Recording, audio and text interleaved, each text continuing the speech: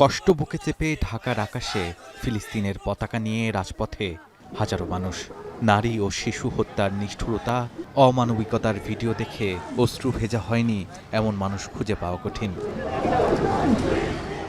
বাবার হাত ধরে মিছিলে এসেছে ছোট্ট আরাফ। তার বয়সী শিশুরা যেন গাজায় খাবার পায় এই চাওয়া নিয়ে এসেছে সে। আরাফের মতো আরও অনেক শিশু আজ অংশ নিয়েছে গাজায় গণহত্যা বন্ধ আর মানবিক সহায়তা পৌঁছানোর দাবিতে হওয়া সমাবেশে। রাজধানীর মানিক মিয়া এভিনিউতে ৭০টি সামাজিক, মানবাধিকার ও পরিবেশবাদী সংগঠন আয়োজন করে সমাবেশের। সুমুদ ফ্লোটিলা জব্দ ও গ্রেটা থুনবার্গ সহ আটক সব মানবাধিকার কর্মীদের মুক্তি, আন্তর্জাতিক ন্যায় বিচার নিশ্চিত সহ ৪ দফা দাবি তুলে ধরেন তারা। জানান, ত্রাণবাহী ৪৪টি জাহাজে থাকা বিভিন্ন দেশের ৫০০ নাগরিকের শান্তিপূর্ণ যাত্রায় হামলার বিচার আন্তর্জাতিক আদালতে হওয়া জরুরি। এ সময় তারা ইসরায়েলের বিরুদ্ধে নিষেধাজ্ঞা সহ বাংলাদেশি আলোকচিত্রী শহীদুল আলমের নিরাপত্তায় পররাষ্ট্র মন্ত্রণালয়ের দ্রুত পদক্ষেপ নেওয়ার দাবি জানান। ফ্লোটিলা আমাদের মানবিক দায়বদ্ধতার প্রতীক। দখলদার শক্তি যতই বাধা দিক, আমরা ন্যায়, মানবতা ও স্বাধীনতার পক্ষে সংহতি প্রকাশ এবং লড়াই চালিয়ে যাব। আমরা গ্রেটা থুনবার্গ সহ পাকিস্তানের সিনেটর মুশতাককে যেভাবে অ্যারেস্ট করা হয়েছে, আমরা আশঙ্কা করছি আমাদের শহীদুল আলম ভাইকেও আগামীকাল বা আজকের রাত্রে তাকে অ্যারেস্ট করতে পারে ইসরায়েলি দখলদারি। যতজনকে গ্রেপ্তার করা হয়েছে তাদেরকে স্বেচ্ছায় এবং নিঃশর্তভাবে মুক্তি দাবি করছি।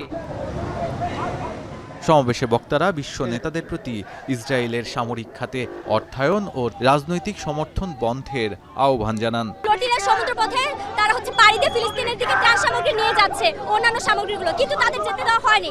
তো গ্রেটা সহ অন্যান্য যে অ্যাক্টিভিস্টরা গ্রেপ্তার করা হয়েছে, আমরা অনতিবিলম্বে তাদের মুক্তি দাবি করছি।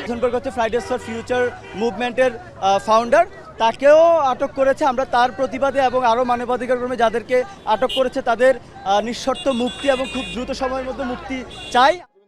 এর আগে একই দাবিতে জুমার নামাজের পর জাতীয় মসজিদ বাইতুল মোকাররমের উত্তর গেটে বিক্ষোভ মিছিল ও সমাবেশের আয়োজন করে জামায়াত ইসলামী। সমাবেশ থেকে অন্তর্বর্তী সরকারের প্রধান উপদেষ্টা ডক্টর মোহাম্মদ ইউনূসকে মুসলিম নেতাদের নিয়ে নতুন জোট গঠনের আহ্বান জানান।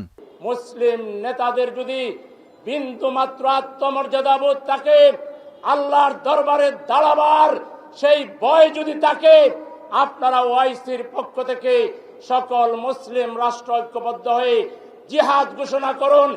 ১ সপ্তাহের ভিতরে ইসরায়েল খান ধ্বংস হয়ে যাবে। আমরা বিশ্ববাসী, বিশ্বের মুসলমানদেরকে ঐক্যবদ্ধ হওয়ার আহ্বান জানাচ্ছি। যতদিন ফিলিস্তিন মুক্ত না হবে ততদিন আমরা ঐক্যবদ্ধভাবে আমাদের সংগ্রাম অব্যাহত রাখবো ইনশাআল্লাহ। অন্যদিকে বাইতুল মোকাররমের উত্তর গেটে বিক্ষোভ সমাবেশ করে বৈষম্য বিরোধী কওমি ছাত্র আন্দোলন। সমাবেশে সংগঠনটির নেতারা বলেন, ক্ষুধার্ত গাজাবাসীর জন্য ত্রাণ সহায়তা দিতে যাওয়া গ্লোবাল সুমুদ ফ্লোটিলায় হস্তক্ষেপ আন্তর্জাতিক আইন ও মানবাধিকারের চরম লঙ্ঘন।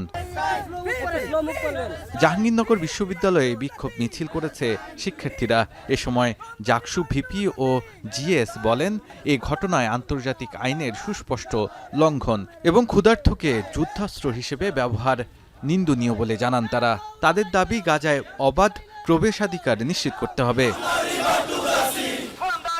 জগন্নাথ বিশ্ববিদ্যালয়ে ইসরায়েলে আটক ৪০ জাহাজ মানবাধিকার কর্মীদের মুক্তি ও ফিলিস্তিন স্বাধীন রাষ্ট্রের দাবিতে মিছিল ও প্রতিবাদ সমাবেশ করে। শাহাদাত, এখন ঢাকা।